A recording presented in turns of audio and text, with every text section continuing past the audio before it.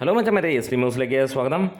ലോകയുടെ O T tick വമ്പൻ തുകയാണ് O T T ഡീലായി പലരും പറഞ്ഞുറപ്പിച്ചത്. പക്ഷേ ദുൽഖർ അത് ഏറ്റെടുത്തില്ല എന്നുള്ളതാണ് ലഭ്യമായ വിവരങ്ങൾ. അല്ലെങ്കിൽ സോഷ്യൽ മീഡിയയിൽ പരക്കുന്ന വാർത്തകളിൽ നമുക്ക് കാണാൻ കഴിയുന്നത് വേറൊന്നുമല്ല, ഒ ടി ടിയിലേക്കുള്ള ആ ഒരു വിലപേശലിൽ 250 കോടിയോളം ഈ ഒരു സിനിമയ്ക്ക് പറഞ്ഞു എന്നുള്ള ലോക ചാപ്റ്റർ 1 മാത്രമല്ല, ലോക സീരീസിന് മുഴുവനായിട്ടുള്ള എമൗണ്ടാണ് ഈ പറഞ്ഞതെന്നുള്ളതാണ്. ഈ സിനിമ തുടങ്ങുമ്പോൾ ദുൽഖറിന് തന്നെയുള്ള പ്രതീക്ഷ പരാജയമായിരിക്കുമെന്നുള്ളതായിരുന്നു. പക്ഷേ പിന്നീട് സിനിമ ആളിക്കത്തി കഴിഞ്ഞപ്പോൾ അങ്ങനെ ആ ഒരു കാര്യം വരികയും ഒ ടി ടിയിൽ വമ്പൻ ഡീലിന് വേണ്ടി വലിയ പ്രമുഖന്മാരൊക്കെ എത്തി എന്നുള്ളതാണ്. പക്ഷേ ദുൽഖർ അത് സമ്മതിച്ചില്ല എന്നുള്ള കാര്യം തന്നെയാണ്. ഇതിൽ എത്രത്തോളം വാസ്തവമുണ്ട് എന്നുള്ളത് നമുക്ക് ചിന്തിക്കേണ്ട കാര്യവുമാണ്.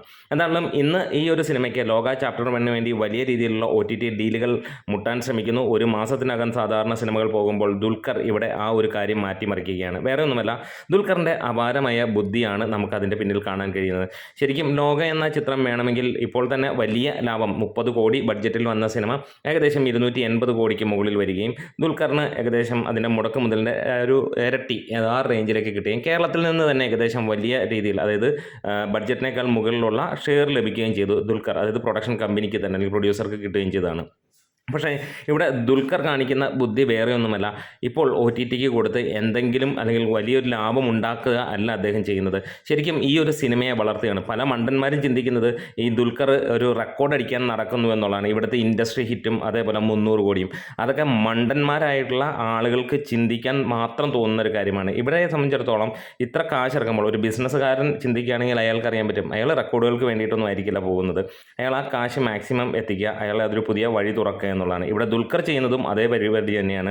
ലോക ചാപ്റ്റർ 1 പ്രതീക്ഷിക്കാതെ കിട്ടിയ ഒരു വമ്പൻ വിജയമായതുകൊണ്ട് അതിനെ അങ്ങ് വളർത്തിയെടുക്കുക. ഇനി വരാൻ പോകുന്ന ചാപ്റ്റർ 2ൻ്റെയൊക്കെ ഡീല് നടക്കുമ്പോൾ ഓവർസീസിനും അങ്ങനെ ഓരോ സ്ഥലങ്ങളിലും സിനിമയ്ക്ക് അമ്മാതിരി ഒരു എമൗണ്ട് വരുമെന്നുള്ളത് ഉറപ്പിക്കാൻ കഴിയും. ഇന്ന് പോയിരിക്കുന്നത് ഏകദേശം ഒരു 3 കോടിക്കാണ് തമിഴിൽ പോയേക്കുന്നതെങ്കിൽ ഇനിയും പോകുന്നത് 10 കോടിക്കായിരിക്കും ചാപ്റ്റർ 2 വരുമ്പോൾ. ചാപ്റ്റർ 2ഉം വലിയ റെക്കോർഡാക്കുകയാണെങ്കിൽ അതൊരു 20 കോടിക്ക് അല്ലെങ്കിൽ 25 കോടിക്ക് മുകളിലേക്ക് പോകും അവിടുത്തെ ഡീൽ എന്നുള്ളതാണ്. പല തമിഴ് സിനിമകളും മലയാളത്തിൽ ഇപ്പോൾ വരുന്നത് 20ഉം 25ഉം കോടിക്കും അല്ലെങ്കിൽ 15 കോടിക്കും ഒക്കെ മുകളിലാണ്. അത് ഗോകുലം ഗോപാലനെടുത്ത് വിതരണം ചെയ്യുമ്പോൾ നമ്മൾ കാണാറുമുള്ളതാണ്.